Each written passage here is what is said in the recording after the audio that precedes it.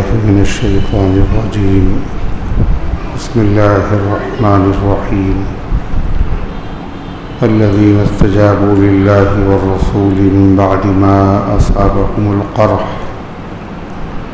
للذين أحسنوا منهم واتقوا أجر عظيم. الذين قال لهم الناس إن الناس قد جمعوا لكم فاخشوهم فزادهم إيمانا وقالوا حسبنا الله ونعم الوكيل. فانقلبوا بنعمة من الله وفضل لم يمسسهم سوء واتبعوا رضوان الله والله ذو فضل عظيم. إنما ذلكم الشيطان يخوف أولياءه فلا تخافوهم وخافوني إن كنتم مؤمنين. ولا يحزنك الذين يسارعون في الكفر إنهم لن يضروا الله شيئا يريد الله ألا يجعل لهم حظا في الآخرة ولهم عذاب عظيم.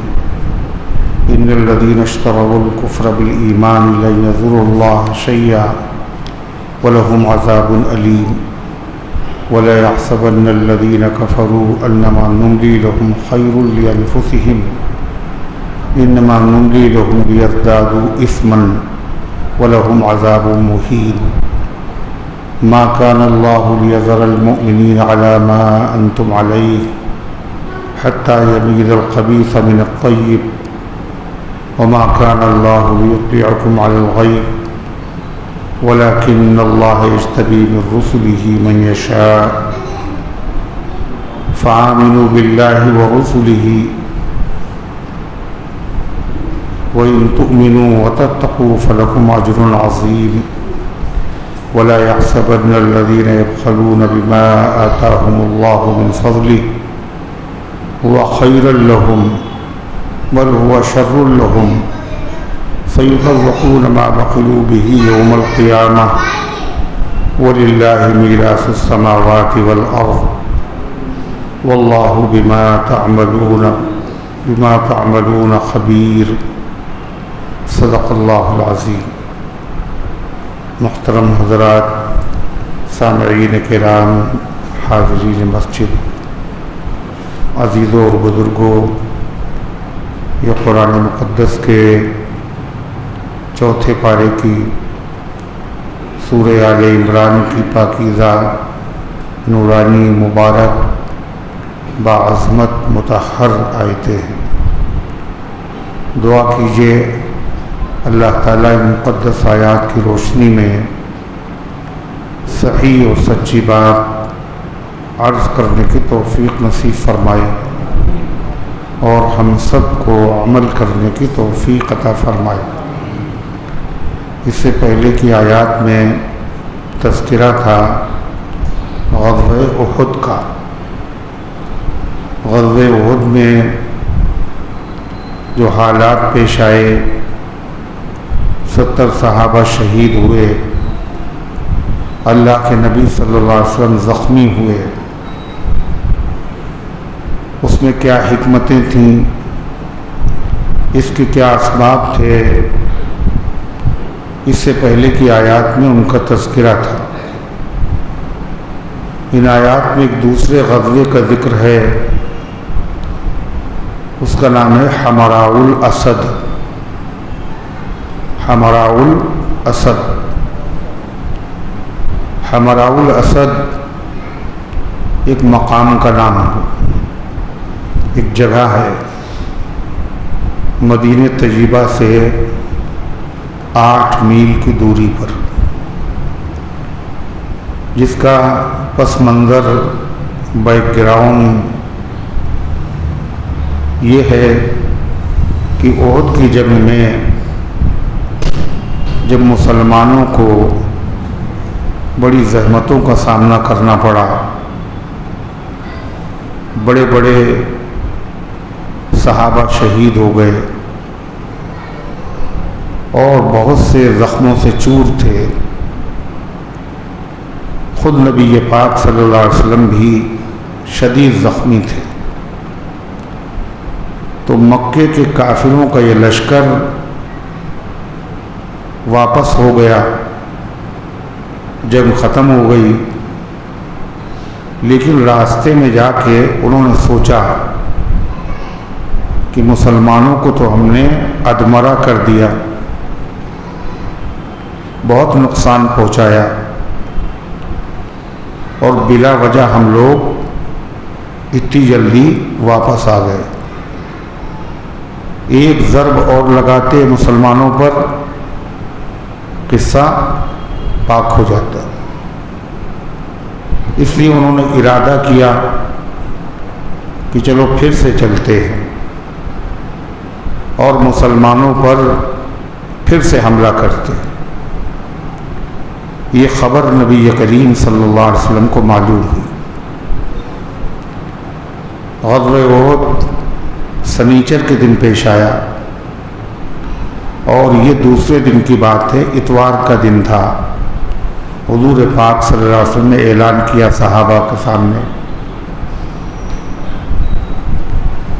کہ دشمن سے مقابلے کے لیے چلو، اور میرے ساتھ وہی جائے گا جو کل جنگ میں شریک تھا۔ جو لوگ جنگ میں شریک تھے وہی جائیں گے۔ دشمن کیا حملہ کرے گا، ہم خود اس کے مقابلے کے لیے نکلیں گے۔ ظاہر ہے صحابہ زخمی تھے، غمزدہ تھے، اور پھر اعلان ہو رہا ہے کہ چلو۔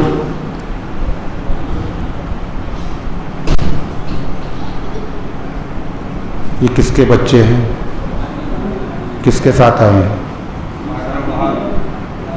کس کے ساتھ آئے ہیں، کس کے ساتھ آئے ہو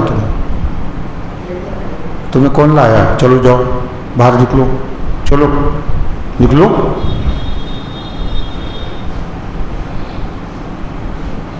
اپنے ابا کے ساتھ آنا۔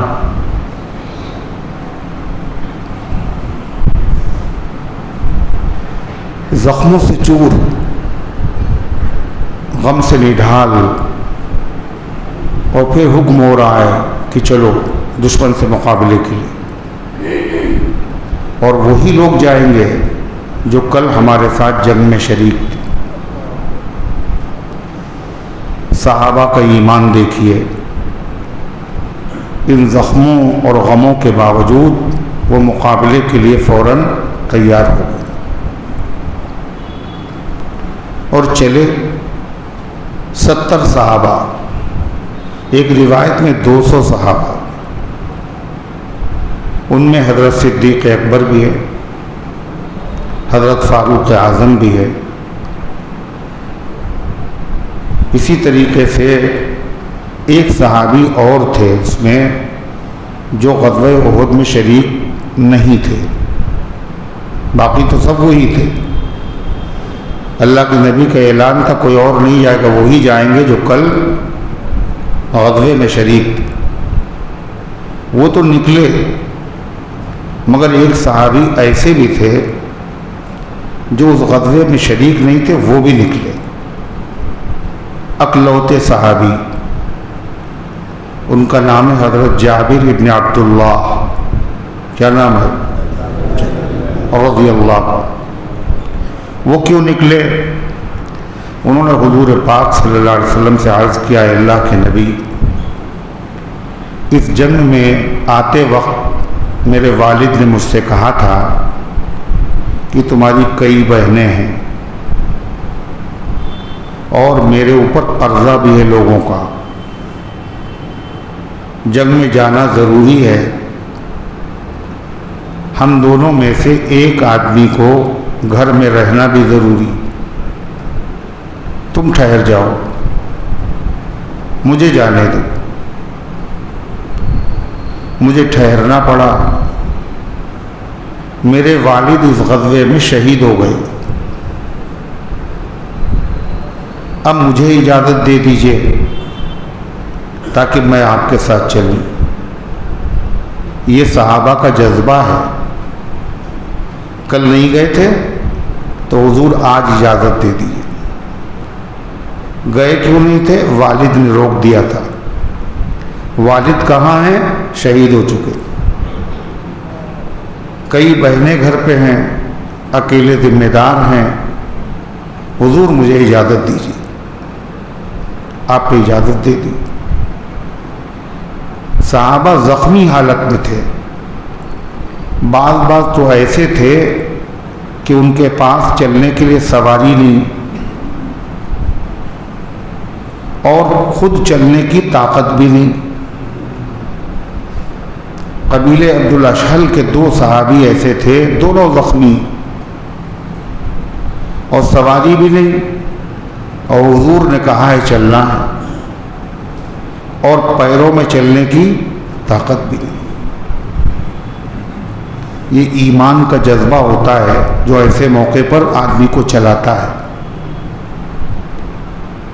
ابھی حج ہوا، اس حج میں آپ دیکھیں لوگوں کو انتقال بھی ہوا،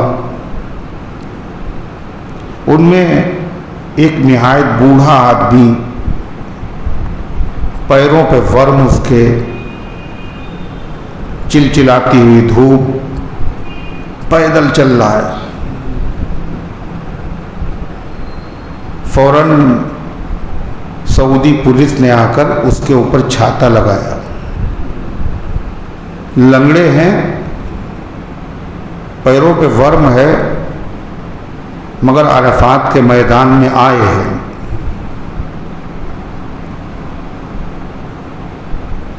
اے گردش پا تیرا تقاضا کہ ٹھہر جاؤں، پیروں کی تکلیف یہ کہہ رہی ہے کہ نہ جاؤں، بےتاب یہ دل کہتی ہے چل اور ابھی، اور ایمان کا شوق کہہ رہا چلو ابھی چل سکتے۔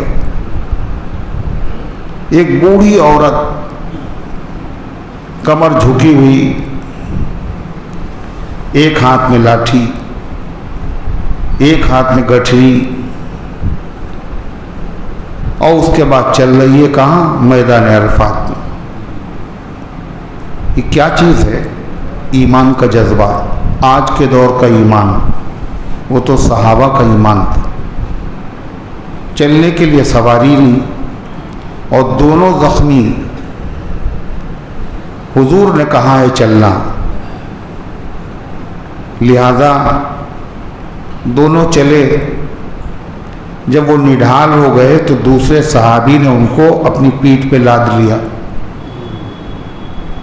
اور جب تھک گئے تو اتار دیا، اور پھر پیٹھ پہ لادا، اور پھر اتارا۔ اس طرح وہ اس میدان میں پہنچ گئے جہاں اللہ کے نبی نے جانے کے لیے کہا تھا۔ اب حضور نکلے، صحابہ نکلے، اللہ نے اپنا کام کیا۔ جو دشمن آنا چاہتا تھا پلٹ کے، اس کے دل پہ اللہ نے دہشت طاری کر دی، اس کی ہمت جواب دے گئی۔ مزید یہ کہ واپس بھی ہم چلے جائیں، لڑنا بھی نہ پڑے، مسلمانوں کے اوپر خوف بھی طاری ہو جائے تو کرے کیا؟ لشکر کے سردار نے، ایک قبیلہ تھا عبد القیس، وہ جا رہا تھا مدینے، ان سے کہا تمہیں 10 اونٹ دیں گے، اور تم مسلمانوں میں جا کے یہ خبر اڑاؤ کہ مکے کے مشرکین کا لشکر تمہارا قیمہ بنانے کے لیے آ رہا ہے، اور حوصلے کے ساتھ آ رہے ہیں، اور طاقت کے ساتھ آ رہے ہیں، خبر اڑا دو تاکہ مسلمانوں کے حوصلے پست ہو جائیں۔ جب اس شخص نے جا کر صحابہ سے کہا ان الناس قد جمعوا لکم، مشرکین نے تم سے لڑنے کا بڑا سامان تیار کر رکھا ہے، اور وہ پھر سے پلٹ کے آ رہے، صحابہ کا ایمان ذرہ برابر ان کے اوپر دہشت طاری نہیں، اور سب کی زبان سے ایک جملہ نکلا، حسبنا اللہ و نعم الوکیل، اکیلے ہم سب کے لیے اللہ کافی ہے، وہ بہترین کارساز۔ یہ پوزیشن، یہ حالت اور ایمان کا عالم یہ ان کے ایمان میں اور کمی نہیں بلکہ اضافہ ہو گیا۔ ادھر سے مدینے سے ایک شخص جا رہا تھا، اس کا نام تھا معبد خزائی، مکے جا رہا تھا۔ اس نے مسلمانوں کو دیکھا، حمراء الاسد میں اللہ کے نبی کے ساتھ صحابہ ہیں۔ وہ کافر ضرور تھا مگر مسلمانوں کا ہمدرد و خیر خواہ تھا۔ جب وہ مکے پہنچا تو اس نے خود سے کہا، مکے کے مشرکین سے ہوش میں رہو، دھوکے میں نہ آنا کہ مسلمان کمزور ہو گئے۔ میں مسلمانوں کا لشکر حمراء الاسد کے مقام پر چھوڑ کے آیا ہوں، اور وہ پہلے سے زیادہ جوش و جذبے کے ساتھ آئے۔ اب ہمت جو تھی اور پست ہو گئی۔ اللہ کے پیغمبر اور آپ کے صحابہ حمراء الاسد میں ٹھہرے۔ وہاں ایک قافلہ تھا، وہ تجارت کر رہا تھا۔ صحابہ نے ان کے ساتھ کاروبار کیا۔ اس کاروبار میں صحابہ کو بہت فائدہ ہوا، اور 3 دن کے بعد اللہ کے نبی صحابہ کو لے کر مدینے واپس آ گئے۔ نہ کسی کے خراش لگی، نہ کسی کے چوٹ آئی۔ نبی کی دعوت پر لبیک کہا، اللہ کی رضا حاصل ہوئی، ثواب حاصل ہوا، دشمن کے اوپر روب طاری ہوا، اور مال منافع کا مال بھی لے کر واپس ہوا۔ اللہ نے ان صحابہ کی قرآن کی اس آیت میں تعریف کی، اور کیا کہا، کیسے تعریف کی؟ الذین استجابوا لربہم، وہ ایسے لوگ ہیں کہ جنہوں نے کہنا مان لیا اللہ کا اور اس کے رسول کا۔ تو کہنا تو سبھی مانتے ہیں۔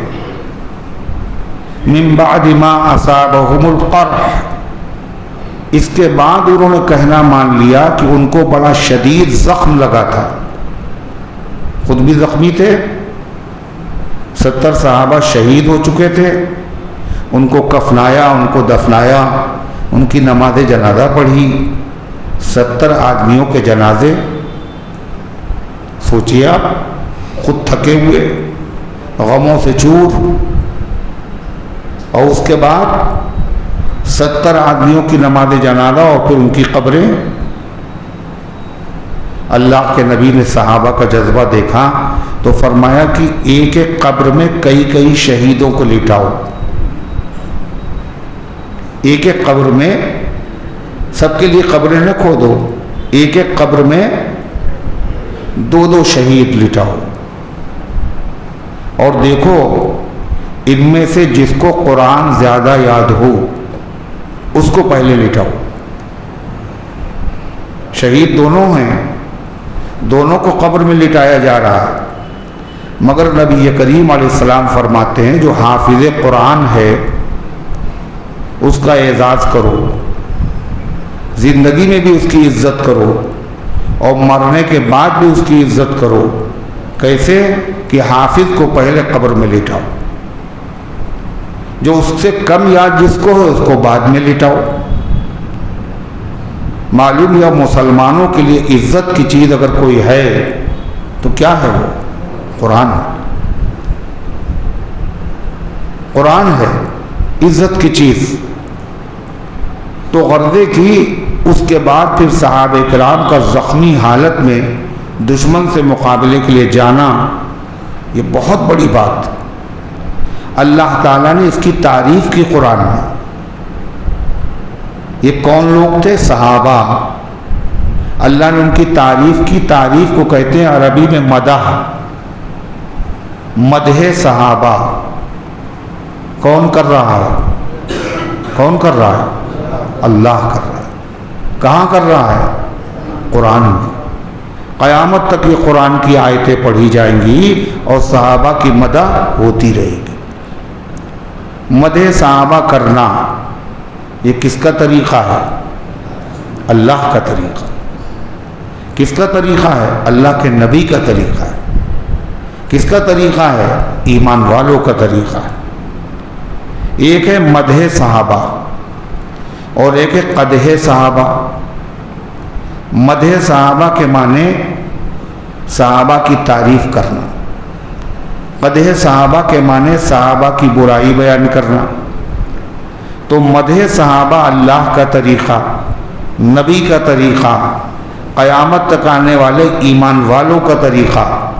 اور صحابہ کو برا کہنا کس کا طریقہ ہوگا؟ جس کی اللہ تعریف کرے، نبی تعریف کرے، ساری دنیا تعریف کرے. اس کو برا کون کہے گا؟ بولو، کون کہے گا؟ ارے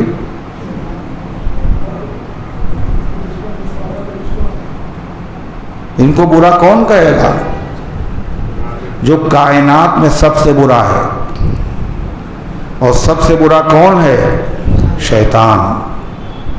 شیطان ان کو برا کہے گا اور شیطان کے چیلے ان کو برا کہیں گے. اللہ تو قرآن میں کرے مدح صحابہ اور بندے شیطان کرے قدح صحابہ. اللہ کے بندے تو مدح صحابہ کر رہے ہیں اور شیطان کے بندے قدح صحابہ کر رہے ہیں. پہچان لیجئے کون ایمان والا ہے، کون اللہ والا ہے، کون نبی والا ہے، کون صحابہ والا، کون اہل بیت والا ہے اور کون شیطان والا ہے. پہچان لیجئے. مدح صحابہ سے ایمان کا امتحان ہوتا ہے. مومن کون ہے، غیر مومن کون. ایک بار نام حیدر و عثمان لیجئے اور چہرے منافقین کے پہچان لیجئے. نام نامی لے کے ان کا جانچ لو ایمان کو. نام نامی لے کے ان کا جانچ لو ایمان کو. یہ تھرمامیٹر ہے. مدح صحابہ تھرمامیٹر ہے. کاہے کا؟ ایمان کا. کہتے بخار کا ٹمپریچر ناپنے کا تھرمامیٹر ہوتا ہے، کتنے ڈگری بخار ہے. ایسے ایمان کتنا ہے، اس کا تھرمامیٹر کیا ہے؟ مدح صحابہ ہے. مدح صحابہ کرنے سے کیا ہوگا؟ اگر ایمان میں تازگی پیدا ہوتی ہے، چہروں پر نکھار آتا ہے، خوشی ہوتی ہے، اس کا مطلب ایمان ہے. اور صحابہ کی تعریف سننے سے اگر سینے پہ سانپ لوٹتے ہیں اور چہرے پہ اداسی چھا جاتی ہے، اس کا مطلب ایمان نہیں ہے. نام نامی لے کے ان کا جانچ لو ایمان کو. کس کا دل روشن ہوا، کس پر غبار آنے لگا. جس پہ غبار آئے وہ مومن نہیں، اور جس کا دل روشن ہو جائے وہ مومن نہیں. اللہ قرآن میں مدح صحابہ کر رہا ہے. الذین استجابوا، جنہوں نے کہنا مان لیا اپنے رب کا، اللہ کا اور اللہ کے رسول کا. دین کاہے کا نام ہے؟ دین کس چیز کا نام ہے؟ کسی چڑیا کا نام ہے دین؟ کاہے کا نام ہے؟ اللہ اس کے رسول کا کہنا ماننے کا نام دین ہے. اور اللہ خود کہہ دے انہوں نے میرا کہنا مانا.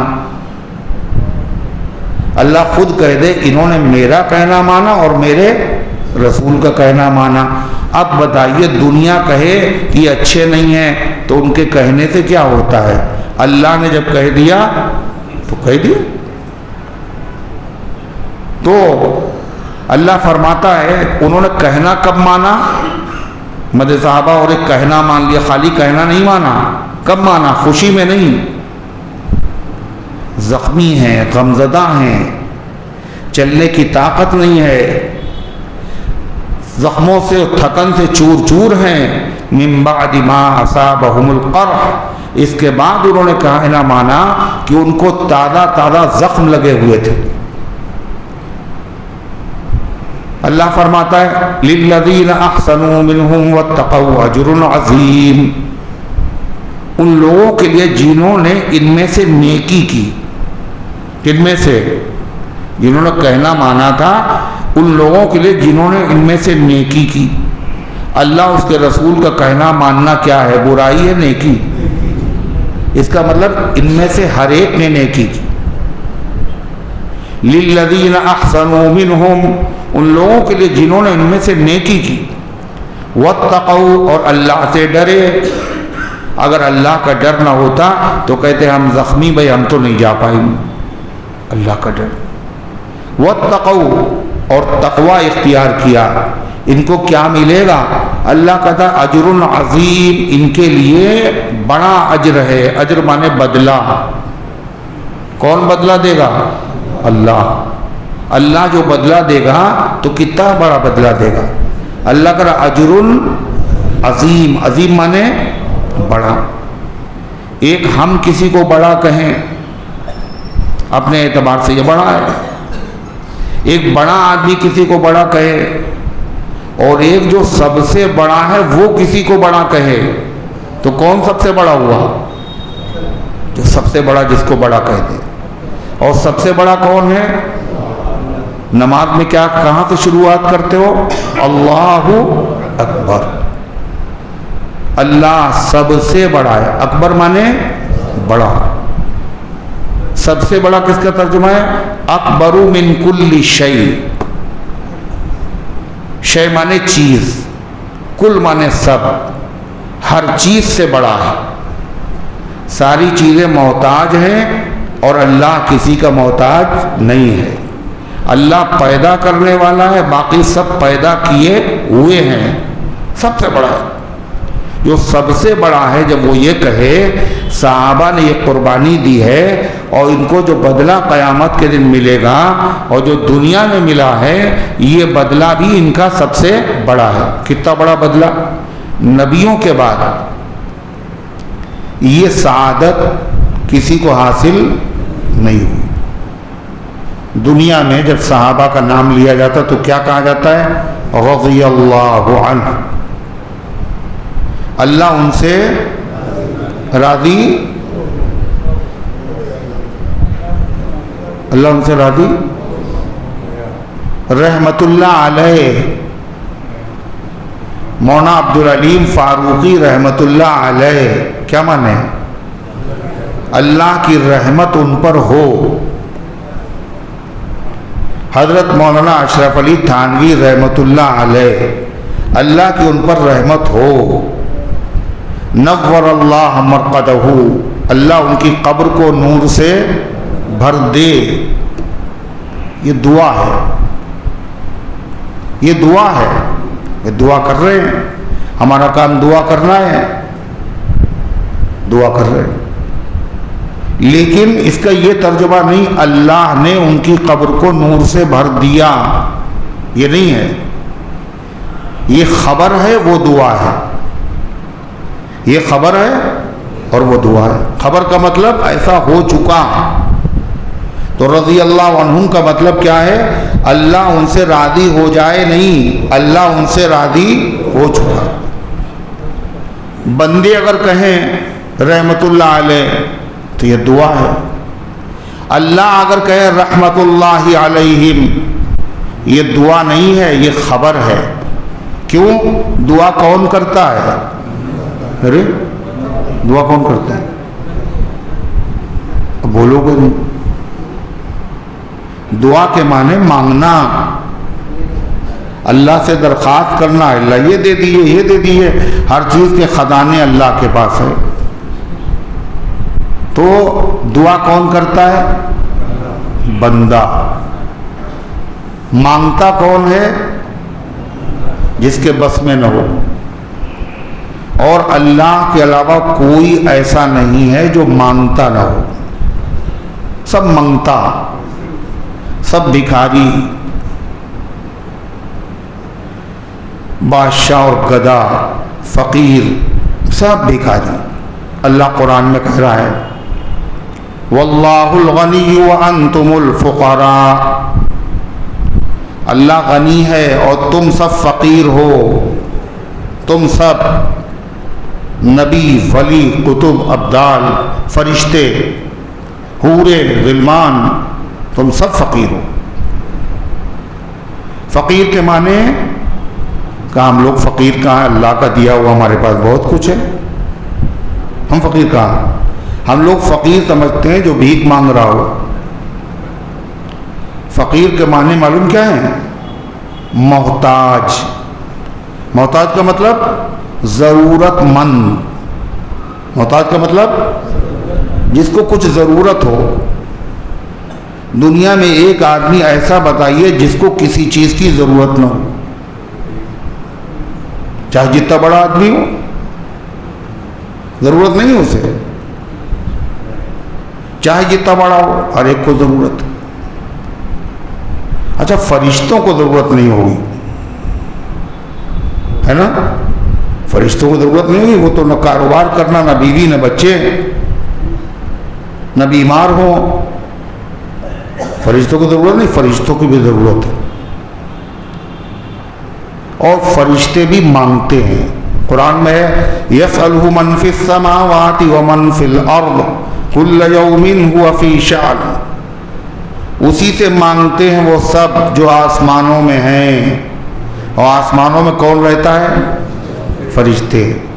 یہ سب مانگتے ہیں، ان سب کو ضرورت ہے، یہ سب فقیر ہیں۔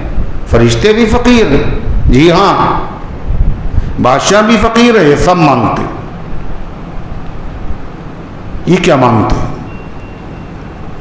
کپڑوں کی ضرورت نہیں ان کو، کھانے کی ضرورت نہیں ان کو، کاروبار کی ضرورت نہیں ان کو، پھر یہ لوگ کیا مانگتے؟ یہ لوگ کیا مانگتے؟ یہ فرشتے لوگ کیا مانگتے آخر، جب ان کو تو کوئی ضرورت نہیں ہے، بھوک لگتی ان کو نہیں، ان کو پیاس لگتی نہیں ان کو، پھر یہ کیا مانگتے ہیں؟ یہ بھی ضرورت مند ہے، فقیر ہے، یہ کیا مانگتے ہیں؟ اللہ کی رحمت مانگتے ہیں، اللہ کی رحمت۔ اللہ کی رحمت نہ ہو تو کوئی زندہ نہیں رہ سکتا، اللہ کی رحمت سے بے نیاز کوئی نہیں ہو سکتا، سب فقیر ہیں، سب محتاج ہیں۔ تو دعا وہ کرتا ہے جو محتاج ہو، اور اللہ کے علاوہ کوئی ایسا نہیں جو محتاج نہ ہو۔ سب سے بڑا آدمی کون خدا کی خدائی میں؟ بولو، سب کون ہے؟ جس کے صدقے میں ضرورتیں پوری ہوتی ہیں، صدقے میں کائنات بنی ہے، سب سے بڑے وہ ہیں، مگر وہ بھی دعا مانگتے ہیں۔ اور بڑی دعائیں مانگی آپ نے اللہ تعالیٰ سے، قدم قدم پہ مانگی، امت کو سکھائی آپ نے۔ جو سب سے بڑا اس نے سب سے زیادہ مانگا ہے۔ اللہ سے مانگنا عزت کی چیز ہے، اور بندوں سے مانگنا ذلت کی چیز ہے۔ اللہ سے مانگ رہے ہیں، یہی وہ در ہے جہاں آبرو نہیں جاتی۔ مانگنا ایک ایسی چیز ہے، کسی سے بھی مانگو گے ذلیل ہو جاؤ گے، اس کی مرضی دے یا نہ دے۔ مگر اللہ سے جتنا مانگو گے اتنی عزت گھٹے گی نہیں، اتنی عزت بڑھتی چلی جائے گی۔ اور اگر نہیں مانگو گے تو وہ ناراض ہو جائے گا، اور کہتا ہے ہم تمہیں جھونک دیں گے جہنم میں ذلیل کر کے۔ بندے بنو بندے، بندہ محتاج ہوتا ہے، محتاج کا کام ہے مانگنا، مانگو مجھ سے، نہیں مانگو گے نہ مانگنا، اللہ کی شان ہے۔ بندے رہو، خدا مت بنو، خدا بننے کی کوشش کرو گے تو تمہیں ہم ذلیل کر دیں گے۔ ان الذین یستکبرون عن عبادتی سیدخلون جہنم داخرین، جو میرے سامنے ہاتھ پھیلانے سے تکبر کرتے ہیں، ہم ان کو ذلیل کر کے جہنم میں جھونک دیں گے۔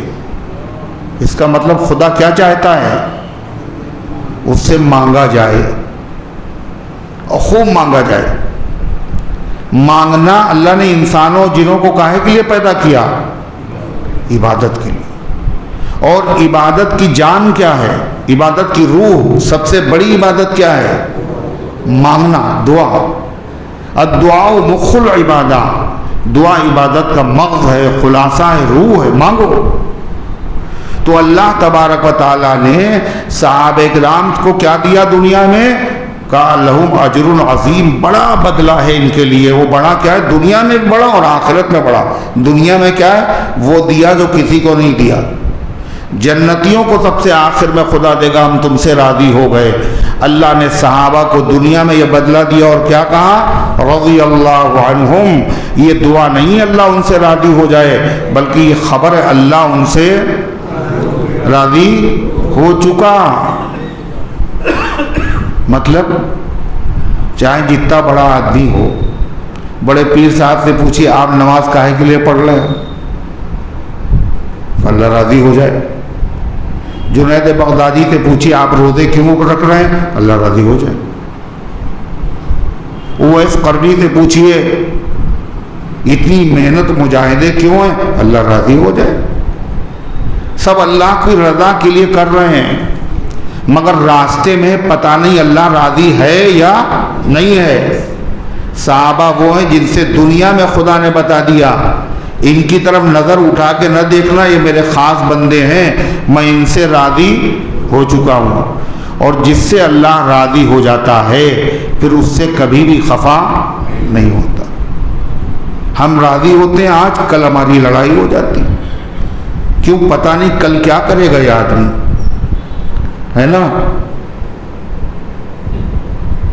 کیا ہوا ہمیں پتہ نہیں۔ آج ہم خوش ہیں، کل اس نے دھوکہ دے دیا ہمیں تو ہمیں نفرت ہو گئی، دوستی ختم ہو گئی۔ ہمیں پتہ نہیں تو کل کیا کرے گا، اللہ کو سب پتہ۔ یہ آج کیا کر رہے ہیں، کل کیا کریں گے۔ اس لیے اللہ کہہ چکا، غزوہ بدر کے صحابہ سے کیا کہا تھا؟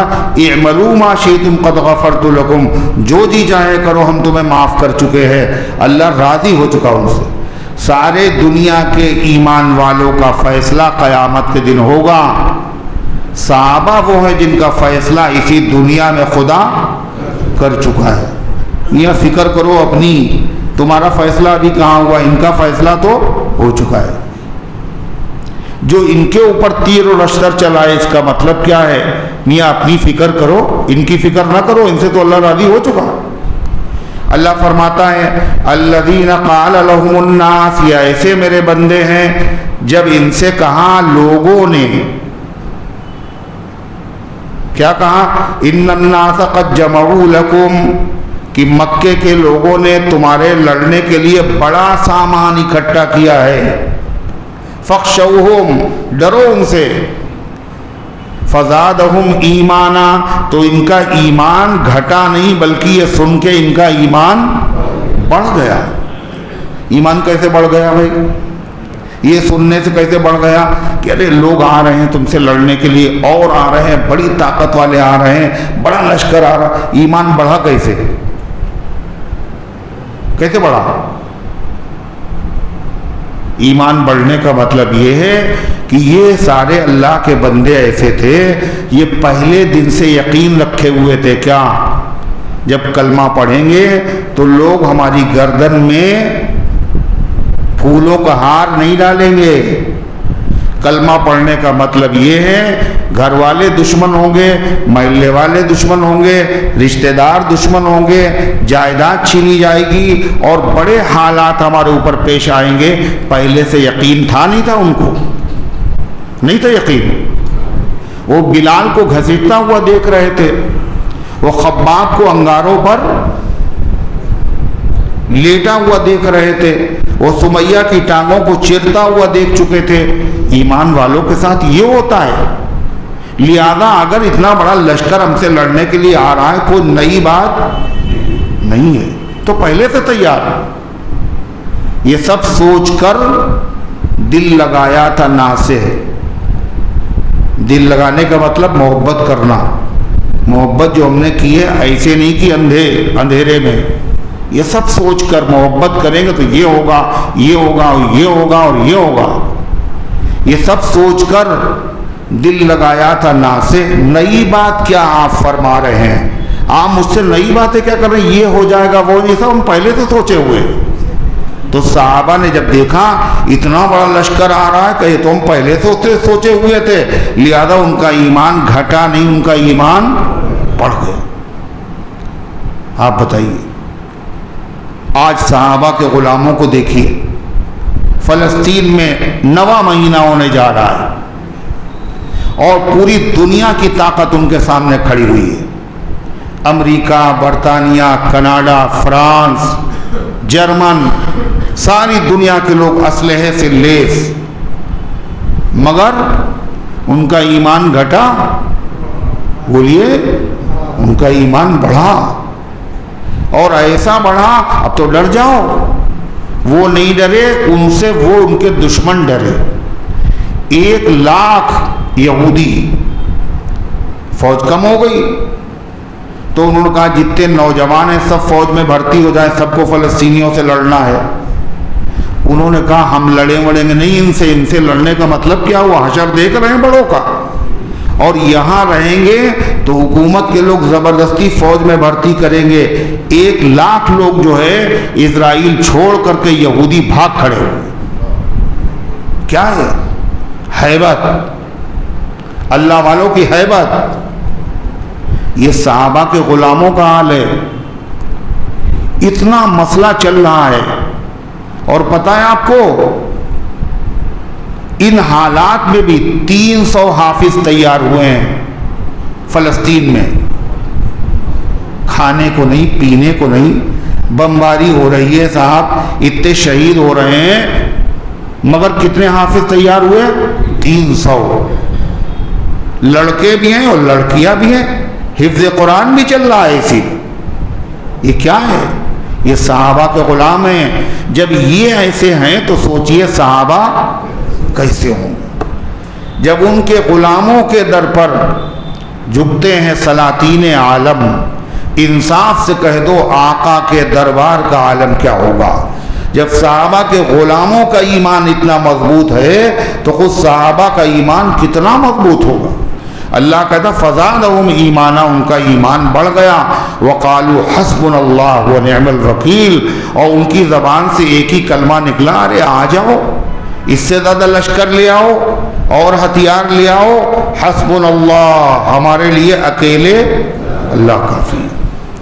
ونعم الوکیل، اور بہترین کام بنانے والا ہے.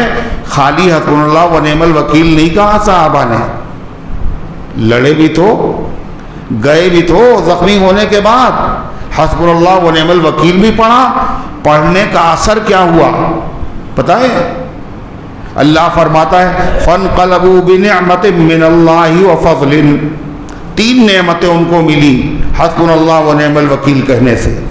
وہ واپس ہوئے میدان جنگ سے، حمراء الاسد سے، اللہ کی نعمت لے کر. نعمت کا مطلب ثواب. اس سے بڑی نعمت کوئی نہیں.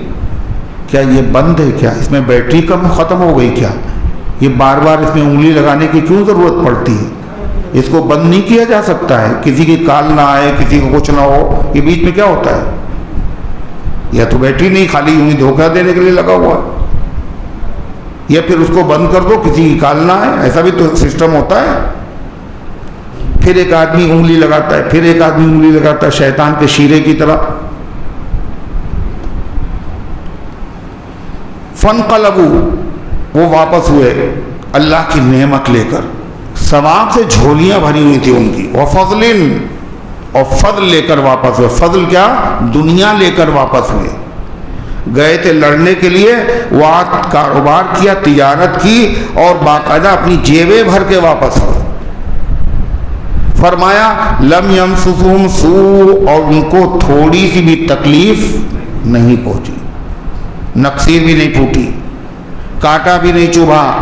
دشمن کے اوپر دہشت طاری ہو گئی، دشمن سامنے نہیں آیا. واتبعوا رضوان اللہ، اور انہوں نے اللہ کی رضا کی پیروی کی. انہوں نے جو راستہ اختیار کیا وہ کون سا؟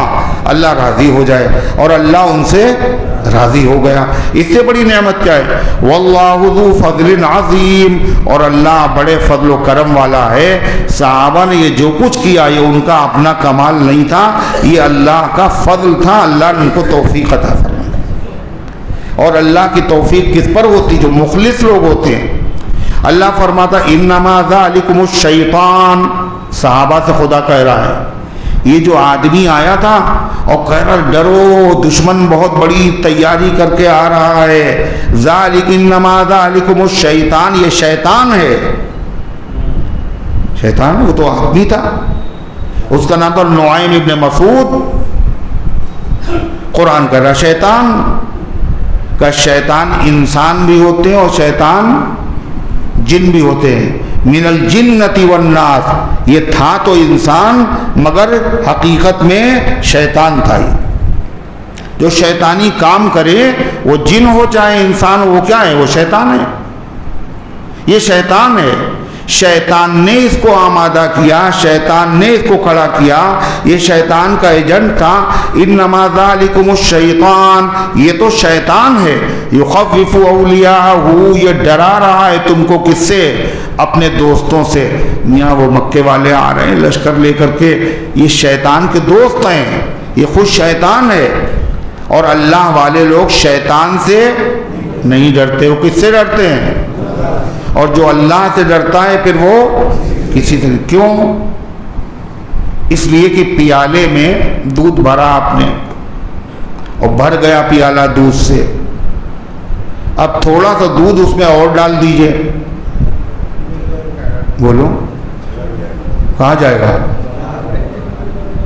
اس میں اب گنجائش ہی نہیں ہے۔ جب دل اللہ کے خوف سے بھرا ہوا ہے تو کسی کا خوف اس میں اب آتا ہی نہیں۔ ہر کی اضحق، ہر کی ترصد اضحق و تقوی گزید، جو اللہ سے ڈرتا ہے تقوی اختیار کرتا ہے۔ ترصد اضوئے جن و انسو ہر کی دید، اس سے انسان بھی ڈرتا ہے اور جن بھی ڈرتے ہیں، اور جو اس کو دیکھتا ہے وہ اس سے ڈرتا ہے، اگر اللہ کا ڈر دل میں قاعدے سے پیدا ہو جائے۔ اللہ فرماتا ہے انما ذالکم الشیطان، یہ شیطان ہے، یخوف اولیاءہ، جو اپنے ساتھیوں سے ڈرا رہا ہے۔ فلا تخافوہم، مسلمانوں ان سے نہ ڈرنا، شیطان بہت بڑا ہے مگر اللہ کے مقابلے میں اس کی چال، اس کی تدبیر بڑی کمزور ہے۔ ان کید الشیطان ضعیف، شیطان کی تدبیریں اور مکر بڑے کمزور ہیں۔ فلا تخافوہم، ان سے مت ڈرو، وخافونی، مجھ سے ڈرو، اللہ ناراض نہ ہو جائے، ایسے کام کرنا چھوڑ دو۔ اس سے کیا پتہ چلا؟ مجھ سے ڈرو، ان کنتم مومنین، اگر تم ایمان والے ہو۔ ایمان والے پہ کیا فرض ہے؟ ارے ایمان والوں پہ کیا فرض ہے؟ نماز، روزہ، زکوٰۃ، حج، یہی فرض ہے۔ قرآن کی آیت کیا کہہ رہی ہے؟ اگر تم ایمان والے ہو تو مجھ سے ڈرو۔ اللہ سے ڈرنا بھی ہر ایمان والے پر فرض ہے۔ اللہ سے ڈرنے کا مطلب اگر اللہ کے حکموں کے خلاف کریں گے تو اللہ ہمیں سزا دے گا، اس لیے اللہ ناراض نہ ہونے پائے۔ دنیا ناراض ہو جائے کوئی مسئلہ نہیں ہے، اللہ ناراض نہ ہونے پائے، اس لیے کہ اللہ تعالیٰ اگر راضی ہے، پوری دنیا اگر ناراض ہے، پھر بھی تمہارا بال بیکار نہیں کر سکتے۔ اور دنیا والوں کو راضی کرنے کے لیے اللہ کو ناراض کر دیا تو بتائیے کون دنیا کی برادری اور رشتہ دار اور دوست احباب یہ سب آ جائیں گے اللہ تعالیٰ سے بچانے کے لیے؟ اللہ سزا نہ دیجیے ہمارا آدمی، کوئی بچا پائے گا؟ اس لیے راضی کس کو کرنا ہے؟ اللہ کو، اور اللہ اکیلا ہے، اور باقی رشتہ دار، بھائی بہن، ماں باپ، دنیا کے لوگ بہت ہیں، سب کو راضی کرنا آسان ہے یا ایک کو راضی کرنا آسان ہے؟ اور سب کو راضی کرنا مشکل ہے، جان دے دیں گے نہیں راضی ہوں گے۔ حضرت تھانوی رحمۃ اللہ علیہ نے لکھا، ایک لالا جی نے جو ہے شادی کی اپنے لڑکے کی بارات، اور انہوں نے سوچا ایسا کام کریں کہ ہر باراتی میری تعریف کرے، تو انہوں نے کیا کیا، کھانا بہت عمدہ اور رہنے سہنے کا انتظام بہت عمدہ، اس کے بعد ہر باراتی کو ایک ایک اشرفی دی، کیا دیا؟ گھڑی نہیں جسے 50 گھڑیاں خرید لی جائیں، سونے کا سکہ، ہر آدمی کو 1 اشرفی، ہر باراتی کو. یہ کسی نے نہیں کیا تھا، کہنے لے یہ سارے لوگ خوش ہو جائیں گے. اس کے بعد جب بارات روانہ ہوئی تو سوچا دیکھیں یہ لوگ ہماری تعریف کرتے نہیں کرتے. جہاں سے بارات گزر رہی تھی چھپ کے بیٹھ گئے. تو ایک آدمی بولا صاحب لالا جی نے کیا بارات کی ہے صاحب، کیا دل کھول کے پیسہ خرچ کیا، ہر باراتی کو 1 اشرفی. دوسروں بولا بڑا کمبخت کنجوس آدمی ہے، اللہ نے اس کو بہت دیا ہے، وہ چاہتا تو 2 دے سکتا تھا اور ایک پیٹرول کھا دیا. تو سب کو راضی کرنا بہت مشکل ہے، ایک کو راضی کرنا آسان ہے. اللہ کو راضی کر لو، دنیا ناک رگڑتی ہوئی راضی ہو جائے گی. صحابہ نے کس کو راضی کیا تھا؟ اللہ کو راضی کیا تھا. پھر سانپ بھی ان سے راضی، بچھو بھی ان سے راضی، ہوائیں بھی ان سے راضی، پہاڑ بھی ان سے راضی، آگ بھی ان سے راضی. سب راضی ہوئے نہیں ہوئے؟ سب نے کہنا مانا ان کا. وخافونی، مجھ سے ڈرو اگر تم ایمان رکھتے ہو. ہم سب ایمان رکھتے ہیں، اللہ کا ہم سے ڈرو. ڈرنا فرض ہے خدا سے. کہا ہم تو ڈرتے ہیں. کیسے ڈرتے ہیں؟ کہا کہ آنکھوں میں آنسو پوچھ لیتے ہیں اللہ کے ڈر. آنسو پوچھو نہ پوچھو یہ ڈرنا نہیں ہے. جن کاموں سے اللہ ناراض ہوتا وہ کام کرنا چھوڑ دو تب اللہ راضی ہو. یہ ہے اللہ سے ڈرنا. اور یہی نہیں ہو رہا ہے. اب اتنے زمانے کے بعد شادی ہو رہی ہے اور بچہ جو ہے وہ شرک سے بہت دور. اور اماں نے کہا کہ دیکھو شامینہ شاہ کے دربار میں حاضری دینا، انہی کے صدقے میں دولہا بنے ہو تم. مسجد نہیں جا رہا ہے، شامینہ شاہ میں جا رہا ہے اور وہاں سجدہ کر رہا ہے. اور اماں کہہ رہی یہ تو کرنا ایک ہی مرتبہ کرنا ہے، بڑے بڑے پھسل جاتے ہیں. ہاتھ میں دیکھا ہتھیلی میں گول گول ٹکیا بنی ہوئی لال لال. یہ کیا چیز ہے؟ اور نمازی، دیندار، تہجد گزار. شادی ہوئی، صبح دیکھا نوشے میاں کے ہاتھ میں سرخ سرخ گول گول بنی ہوئی وہ ٹکیا. یہ کیا ہے؟ تو مہندی، اور چھپائے ہوئے ہیں، انگلی بند کی ہوئے مٹھی. نظر پڑ گئی یہ کیا ہے؟ کہنے ارے وہ گھر والے بہت کہہ رہے تھے کہ زیادہ نہیں بس تھوڑا سا لگا دیں گے. مہندی لگا لو آج، تو آج تم نوشہ بن رہے ہو، ورنہ اماں ناراض ہو جاتی ہوں، بہنیں ناراض ہو جاتی. اس لیے ان کو راضی کرنے کے لیے ہم نے تھوڑی سی مہندی لگا لی. دیکھا آپ نے، اللہ کو ناراض کیا اور ماں باپ سب کو راضی کر لیا. اب بات ہے یہ اللہ کو ناراض کر کے ان کو راضی کر لے، یہ کیا کریں گے تمہارا؟ اللہ کو ناراض کیا. اور شادی میں تو ہر ایک کو راضی کیا جاتا ہے، جو سب سے ناراض ہے کبھی بہت زمانے سے ان کو بھی راضی کیا جاتا ہے. ان کے پیروں پہ ٹوپیاں رکھ دی جاتی ہیں، ارے مان جائیے مان جائیے. لیکن شادی میں جس نبی کی سنت ہے اسی نبی کو ناراض کیا جاتا ہے، اللہ کو ناراض کیا جاتا ہے. پھر ایسی شادیوں میں برکت بہت ہوتی ہے. 1 مہینے کے بعد پتہ چلا کوٹ کچہری سب شروع ہو گیا. یہ کیا نتیجہ تھا؟ اور راضی کرو، اللہ کو ناراض کرو، سب کو راضی کرو. دیکھا نتیجہ. اب وہاں پہنچ گئے، اللہ نہ کرے عدالت. اب عدالت جب پہنچے تو پھر کیا ہوا؟ وکیل صاحب نے کہا دیکھیے تقویٰ، طہارت، تہجد آپ کا اپنی جگہ کے اوپر ہے. اگر جو ہم کہہ رہے ہیں آپ نے نہیں لکھوایا تو آپ کا کیس کمزور ہو جائے گا. یہ بھی لکھواؤ. لڑکے نے مارنے کا ارادہ کیا تھا، جہیز کا مطالبہ کیا تھا اور یہ کچھ نہیں ہوا مگر لکھ رہے ہیں. اور تہجد بھی چل رہا ہے، اشراق بھی چل رہی. لڑکی والے بھی ایسے ہی بڑھ چڑھا کر لکھ رہے ہیں. یہ سب کیا کر رہے ہیں؟ ایک اللہ کو ناراض کرنے کا نتیجہ یہ ہوا سب کو راضی کرنے کے لیے اتنا جھوٹ بول رہے ہیں, ناراضی پہ ناراضگی ہوتی چلی جا رہی ہے.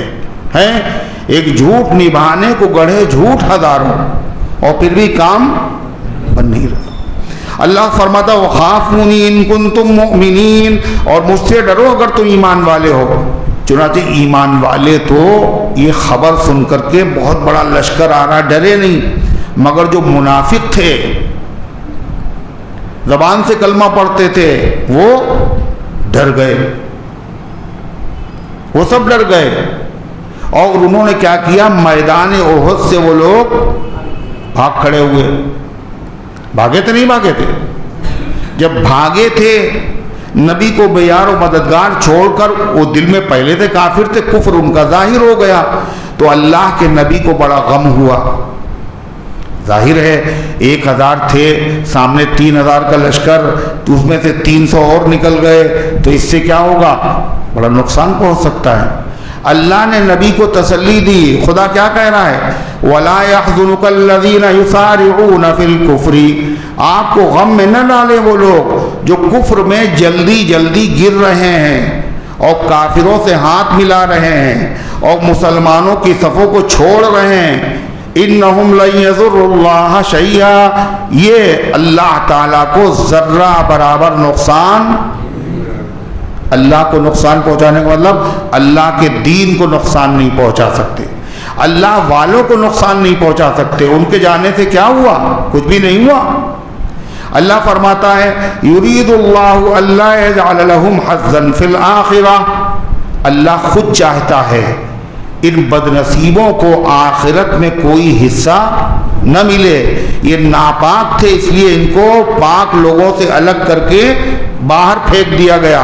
وَلَهُمْ عَذَابٌ عَظِيمٌ, اور ان کے لیے چھوٹا موٹا عذاب. ان کے لیے کیا کہا؟ صحابہ کے لیے لَهُمْ أَجْرٌ عَظِيمٌ, بڑا ثواب ہے. ان کے لیے کیا کہا؟ لَهُمْ عَذَابٌ عَظِيمٌ, ان کے لیے بہت بڑی سزا دی ہے. اللہ کی سزا سے بڑے سزا نہیں ہے, اور اللہ کی جزا سے بڑی جزا بھی نہیں. پھر اللہ فرماتا ہے ان کو تو چھوڑو, منافقوں کو, کافر, مشرک, یہودی, عیسائی, مجوسی, یہ سب پہلے مسلمان تھے اور پھر انہوں نے اپنے مذہب بدلا. اس لیے جب اللہ تعالیٰ نے سب کی روحوں سے کہا تھا الست بربکم, کیا میں تمہارا رب نہیں ہوں, تو کس نے نہیں کہا تھا بلا؟ بولو, سب نے کہا تھا بلا. کیوں نہیں آپ ہمارے؟ یہی تو اسلام ہے. دنیا میں آنے کے بعد مسلمان تو اس پر قائم رہے, دوسرے لوگوں نے دوسرے مذاہب اختیار کر لیے, یا آج جو بظاہر کلمہ پڑھ رہے ہیں اور میدان احد میں بھاگ کھڑے ہوئے, کفر ان کا چھلک کے سامنے آ گیا. یہودی ہو, عیسائی ہو, منافق ہو, اللہ فرماتا پوری دنیا کی ملتیں ہوں, یہ ساری مل کر کے بھی اللہ کے دین کو نقصان.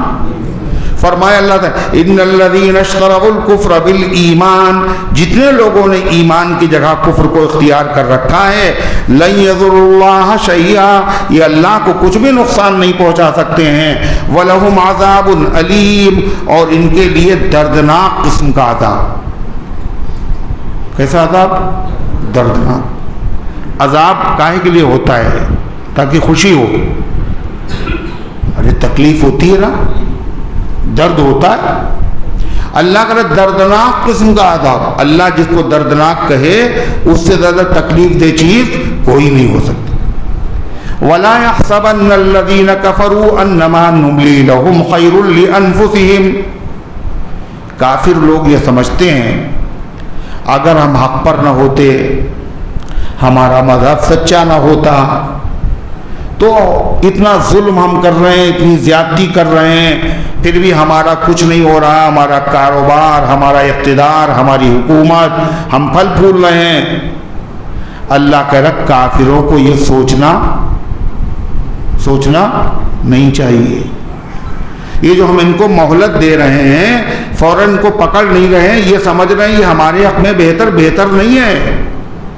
جتنی ان کو مہلت دیں گے اتنا ہی ان کا ظلم بڑھے گا، اور جتنا ظلم بڑھے گا اتنی ان کی سزا گھٹے گی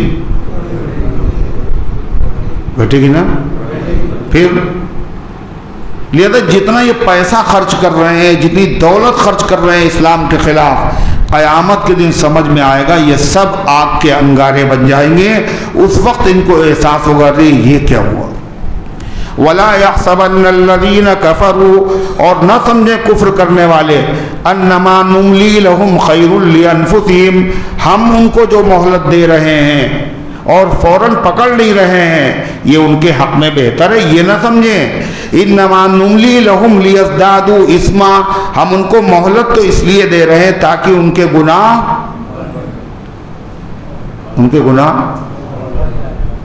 کیا ہو جائے، بڑھ جائیں، گھٹ جائیں، ہیں اب پتہ ہی نہیں ہیں بھی موجود اور نہیں بھی، تاکہ ان کے گناہ بڑھ جائے۔ جرائم بڑھیں گے تو سزا بڑھے گی۔ وَلَهُمْ عَذَابٌ مُّهِينٌ، اور ان کے لیے اہانت والا، ذلت والا عذاب ہے۔ اب سوال یہ ہے کافروں کو اللہ اس لیے مہلت دے رہا ہے کہ جرائم بڑھے، ان کی سزا بڑھے، مگر مسلمانوں کے اوپر مصیبت کیوں آ رہی ہے؟ یہ تو اللہ کے وفادار ہیں، نبی پر ایمان رکھتے ہیں، اللہ پر ایمان رکھتے ہیں، کلمہ پڑھتے ہیں، تلاوت کرتے ہیں، پر مصیبتیں آ رہی۔ احد میں آئی نہیں آئی، 70 شہید ہوئے، نبی زخمی ہوئے، صحابہ زخمی ہوئے، اس کی کیا ضرورت ہے؟ کافروں پر جو دولت برس رہی ہے یہ دولت نہیں، یہ عذاب ہے، مگر ایمان والوں پہ مصیبتیں کیوں آ رہی ہیں؟